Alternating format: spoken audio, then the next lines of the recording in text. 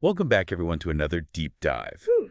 This time, we're heading over to Johannesburg to meet Zanele. Zanele. Yeah, Okay. she's a teacher, and she has this dream. She's got this classroom that's just bursting with potential, Mhm. but she's got this, she's wrestling with self-doubt Yeah. and a lack of resources. Right. She wants to create these really incredible after-school programs for these kids. Yeah.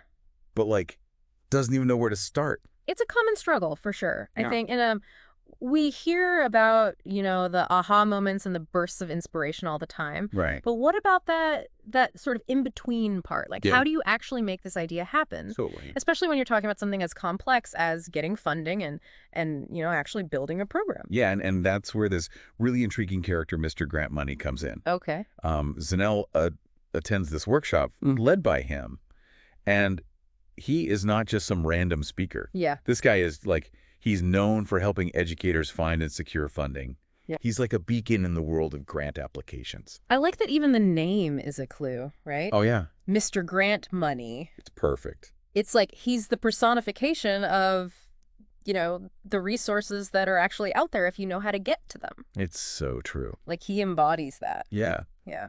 It's really cool. It's clever. So Zanele finds herself at this workshop. Yeah. With all these other really passionate educators, and they're just soaking up his wisdom, right? He's talking about the power of education. Right. And how there are resources available to people who are really dedicated to making a difference. But then comes the scary part. The Q&A. Yes. Right. That's where it gets real. Exactly. For anyone listening to this right now. Imagine yourself, you're in Zanelle's shoes. You're like so fired up. You got this amazing vision. Totally. But then that self-doubt creeps in. Totally. And that's exactly what happens. Yeah. During the Q&A, Zanele voices her deepest fear. The one that probably keeps most of us up at night. Oh, yeah. What if my proposal isn't good enough? Yeah. What if I fail? That's the big one. And it's this really raw and vulnerable moment. Yeah. That I think really speaks to, what it means to put yourself out there and pursue a dream.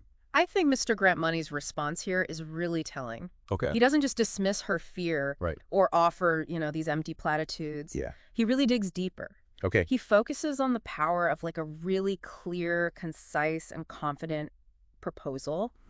He's basically telling her and everyone listening that a really good proposal is more than just a wish list. Yeah. It's like this strategic roadmap that outlines your goals, the impact you want to make, and how you're going to measure your success. Yeah. He even mentions using a tool called the logical framework approach. Wait, hold on. Yeah. That's actually really helpful advice. Right.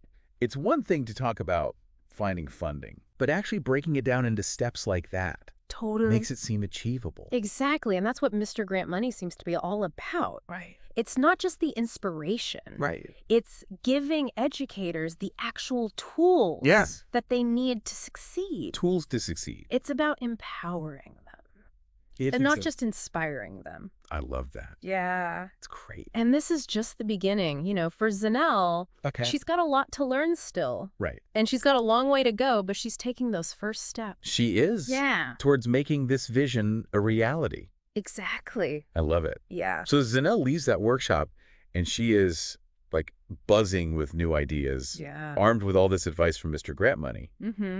But I imagine turning all those ideas into an actual proposal.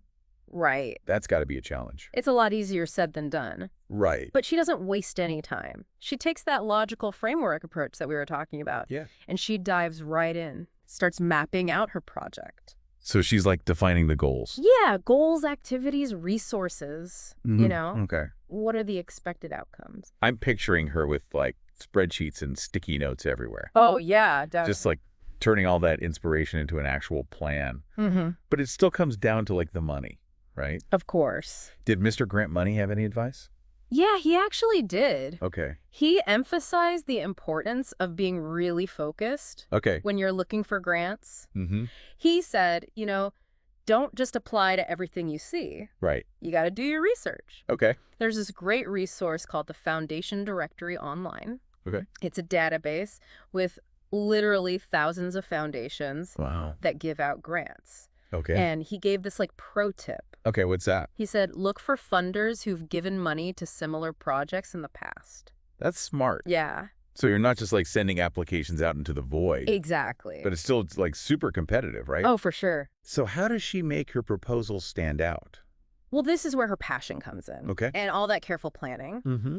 She basically pours her heart and soul into this proposal. Okay. Tells the story of her students, Yeah. their potential. Right. And why this program, The Buzz, is so important. Okay. She doesn't just list activities. She actually like paints a picture Right. of how these activities are going to change these kids' lives. I love that. And this is where like that clarity and confidence that Mr. Grant Money was talking about, Totally. that's where it comes in. Yeah, she's not just asking for money. She's like presenting this really well-structured plan with measurable outcomes. Exactly. And she lays it all out. Okay. Explains how every dollar is going to be used to create these, sustainable programs that are really going to make a difference. And she even includes testimonials, right? Oh, yeah. From parents, community leaders, people who can really speak to the need for this program. Yeah, she's really hitting all the right notes. She is, but remember, Mr. Grant Money also talked about collaboration. Oh. How does that fit into all of this? This is where it gets really exciting. Okay. Because Zanele knows that a program like this can't just exist in isolation. Right. It needs support. Okay. So she reaches out to local businesses. Okay. Parents, former students. Wow. And starts building this network. That's amazing. Yeah. So like this local bakery agrees to donate snacks for the after-school sessions. Okay. A retired librarian volunteers to run a reading club. I love it. A group of university students offers to mentor the kids in coding and robotics. That is so cool. I know, it's like this domino effect. It is. Of generosity and people coming together. This is like community building at its finest. Totally. And it's not just about receiving support. Okay. Zanele makes sure that everyone who helps out feels valued and appreciated. Right. She gives them regular updates on the program, invites them to events. Yeah, okay. Celebrates their contributions.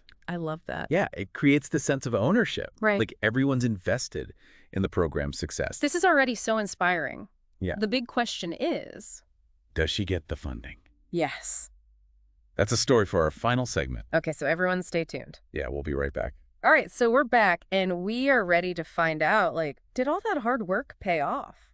Oh, it did. Did the buzz actually, get off the ground? You bet it did, but, getting the funding. Yeah. That was just the first step. Right. The real magic happened when those funds turned into, real programs. Like, what did an afternoon at the buzz look like? Okay, so picture this. You walk into the buzz after school. Okay.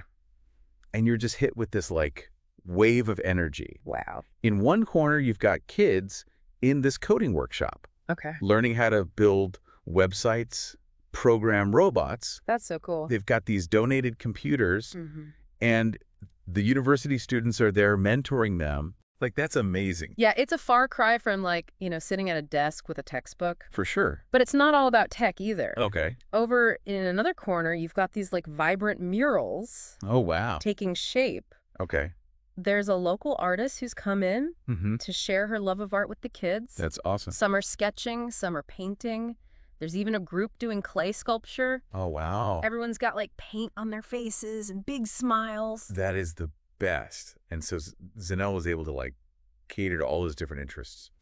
Remember that quiet girl in her class? Yeah. Who loved to read but was kind of shy? Well, she totally blossomed in this book club. Oh, wow. Led by the retired librarian. I love that. They would all get together, discuss their favorite stories. Okay. And they even started writing their own poems. Wow. And short stories. That's incredible. I know. It's amazing how this program helped these kids find their voices. Totally. It's more than just after-school care. It's about really nurturing those passions. Yeah, and giving them a space to express themselves. Totally. Did the kids get to show off what they learned?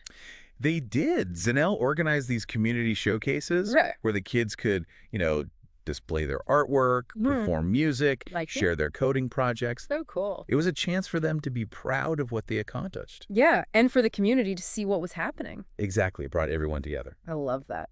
So, big picture, what was the impact of the buzz? Well, academically, a lot of the students who participated saw their grades improve. Really? Especially in subjects that overlapped with the program. That makes sense. But it was the stuff beyond academics. Okay. That was really special. What do you mean?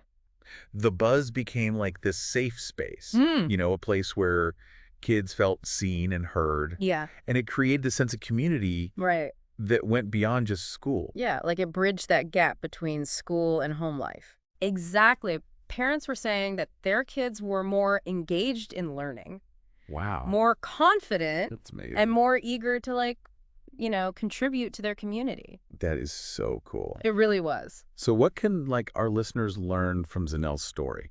It's a reminder that we all have the power to make a difference, even when things feel impossible. Right. Remember all those tips from Mr. Grant Money? Yeah. They weren't just like theories. They were real steps that Zanele used and that anyone can use. To make their vision a reality. Exactly. So it's not enough to just dream big. Right. You got to have the tools, the knowledge, and the support to actually make it happen. I love that. And Zanele's story proves that when we do that, like amazing things can happen. Yeah. So everyone listening, what's that spark of inspiration that you have? What impact do you want to make on your community? And what's the first step you can take Right. to start making it happen? Because like Zanele, you have the power to create something amazing. That is a perfect note to end on. Thank you so much for joining me on this deep dive. It was my pleasure. Thanks for having me.